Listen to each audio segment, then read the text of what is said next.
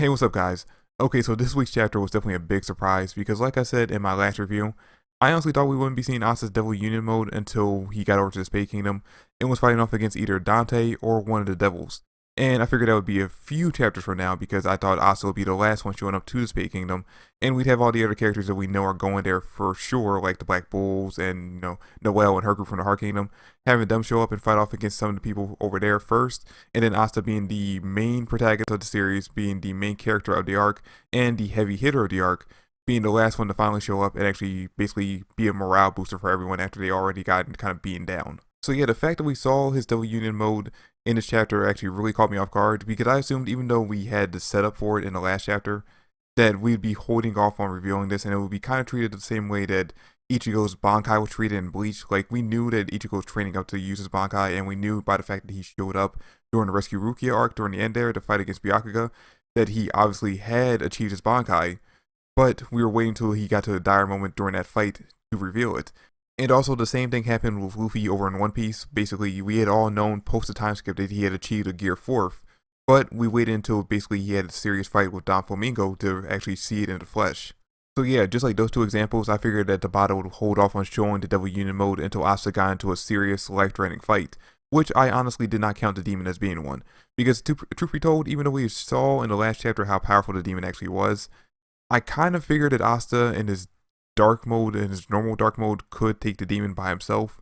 I mean, don't get me wrong, the demon was shown to be very powerful, took out Kaiser and the entirety of the Purple Orcas, heavily damaged Solid, Kirsch, and Nebra in the last chapter, was fighting toe-to-toe with, not Lumiere, with Julius, even though Julius was at a very weakened state, and Damianato said that he couldn't really do anything against it himself. But, again, these are all characters that I think that Asta in his in his dark mode could already defeat by himself without having to rely on the Devil Union mode. And by the way, I'm not saying that Asta in his dark mode is stronger than Julius was at his prime. I'm saying that the current Julius that we saw in the last chapter that was only aged up by 10 years, I think at the power level that Julius was at, Asta could definitely defeat him.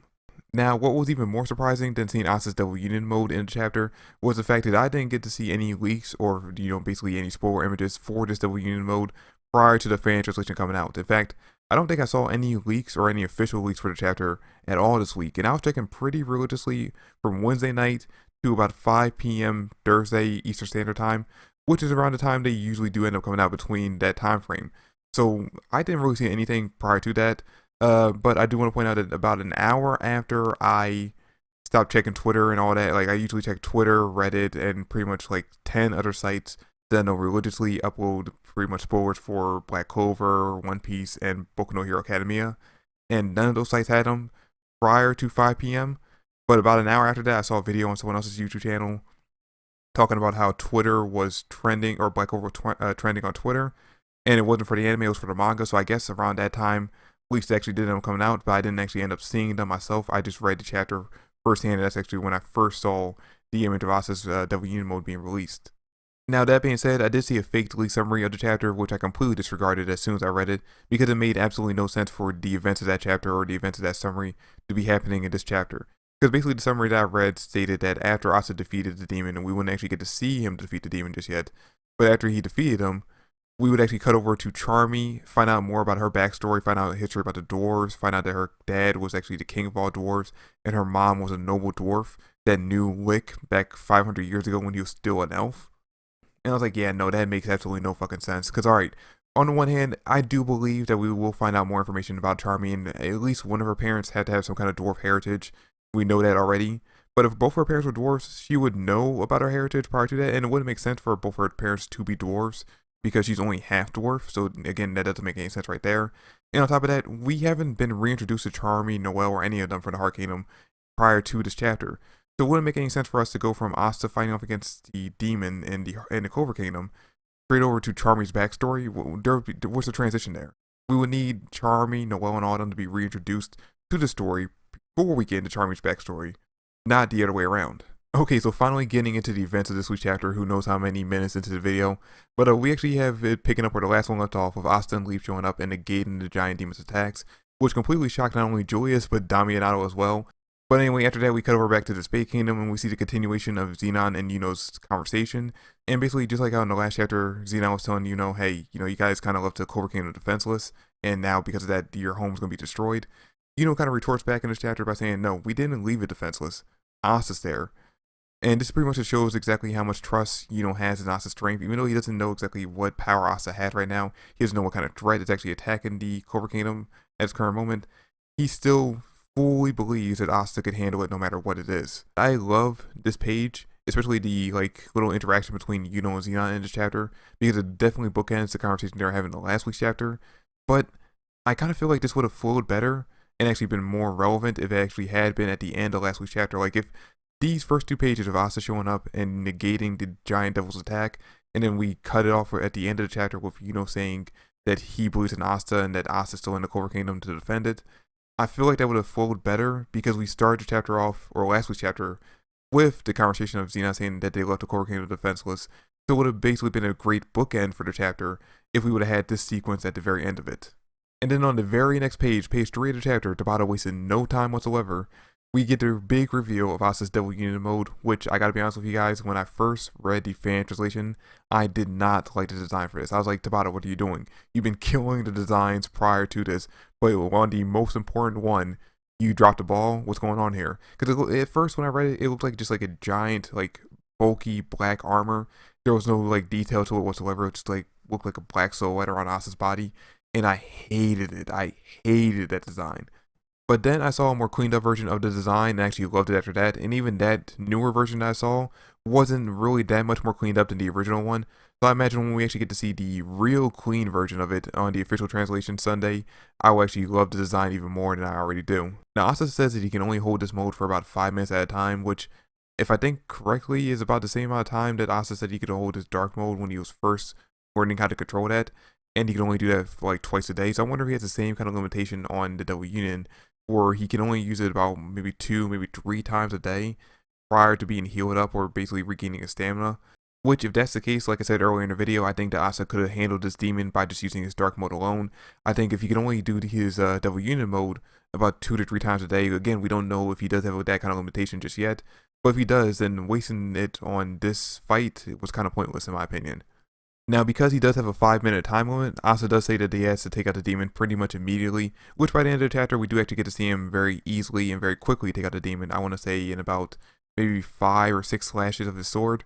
But prior to that, we pretty much get everyone in the areas and pretty much everyone in the kingdom's reaction to Asta showing up with his more advanced devil powers. And I gotta say, I probably love Damianato's moment the most because he's literally just sitting there speechless, and Asta turns to him and says, "Hey, person from the Magic Parliament, watch me." Almost as saying basically, hey, look, you can see now that I'm not a threat by me taking out this giant threat to the kingdom. And on top of that, and Asta didn't mean this, but I kind of interpreted it this way, him also saying, hey, even if I am a threat, you couldn't beat that thing and I'm about to take it out. So that means you can't stop me either. Again, there's no way that Asta meant that when he said, hey, watch me. But at the same time, it was actually kind of funny seeing that kind of slap to the face for Damianato. Basically, the guy he was trying to kill off 6 months ago is not only saving his life, but now it's gone to a level of power that even if he was a threat to the kingdom, he couldn't do anything against. But yeah, other than Damianato, we have pretty much everyone else in the kingdom watching Asta's fight, including the civilians we saw watching Julia's fight in the last chapter, and their reaction to it, because at first when they see Asta show up, they don't actually notice Asta. What they see, and this is actually kind of weird that we see this as well, but we see a giant demonic form, basically like a cloudy, misty figure, kind of like what Lee used to show up as prior to getting to reveal what his design was. And basically what they see is 2 demons, or a demon and a devil, looking to invade the Clover Kingdom. They can't really tell that this devil's here to fight off against the demon because they can't tell that that's Asta. But then everyone else kind of points out that it's Asta, like everyone over from the Hage Village Orphanage points out, no, that's not a demon, or that's not a devil. That's Asta coming here to protect us. Rebecca mentions the fact that that's Asta as well to some civilians. And then we get the reaction from all the Magic Knights who are there watching Asta fight as well. And they're all kind of cheering him on. And the person cheering the loudest was actually Klaus, who caught me off guard. Because like I said in my last review, I don't remember seeing the Golden Dawn anywhere during the efforts to evacuate the kingdom or evacuate the capital and fight off against the demon. But here they are in this chapter, seemingly front and center, helping in those efforts. And again, it's questioning where were they in the last chapter because I don't remember seeing them. But I do love the fact that Klaus, of all characters, was the one to basically scream the loudest and cheer the hardest for Asta. Because out of all the Magic Knights they showed in this chapter, commenting on how far and how strong Asta has become, Klaus definitely has the closest relationship to Asta. So it makes more sense that he actually would be the one the most in his corner and cheering the hardest for him to win this fight. And that's exactly what Asta does. Like I said, he takes the demon out of like maybe 6 or so slices, and at the end basically just cuts the demon in half from the head, going not in a straight line but more of a diagonal line straight down his head. So the demon's pretty much dead at this point, which again is a little disappointing going back to what I said in the last chapter when we actually got the brief history lesson on the demons. It's a little disappointing that we didn't get any like flashback or anything like that, seeing any of the memories from the demon himself. Because again, if we aren't going to get any of that, if we're not going to get a flashback, we're not going to get any more useful information about the demons' history, like their names, what families they came from, what caused them to turn into demons, I really feel like Zenon telling us those backstories in the last chapter was kind of pointless.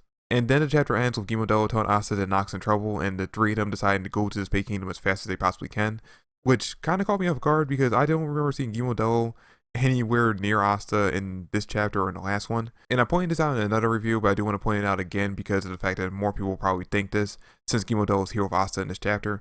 But no, Gimodel is not contracted to Asta. That theory has kind of been debunked already, because we saw in a previous chapter, when we actually got a full frontal view of Nox, that he does still have all 4 relics on his chain, on his necklace. So that means that he still has his contract with Gimodel. But anyway, guys, that's it for the chapter. Like I said, I was shocked as hell to see the fact that we actually got to see Asta's Devil Union mode. Let me know in the comment section down below what you guys think about the design, because like I said, when I first saw it, didn't like it, saw a better cleaned up version of it, loved it immediately. Sure, I'm going to love it even more once I actually get to see the official clean version on Sunday, but let me know how you guys feel about it. But anyway, that's it for the video, that's it for the chapter. I cannot wait to read next week's. I'm assuming that we're going to take a little bit of a break from Asta and go back to the Space Kingdom and focus on some of the fights. I'm hoping that we'll go back there and focus on the fight with Mario, Yuno, and the demon. Kind of, keeping up with the demon, since we defeated one demon in this chapter. Maybe spend the next 2 chapters fighting off against that one and see Mario, Yuno defeated herself. But I'm assuming, like I said, we're going to take a short break from Asta and then go back to them after everyone else has made it to the Space Kingdom. But that's it for the video, guys. Thanks for watching. Hope you enjoyed. If you did, drop me a like, subscribe to the channel. I would greatly appreciate it. Comment down below your thoughts and theories, and I'll catch you guys in the next video. Peace.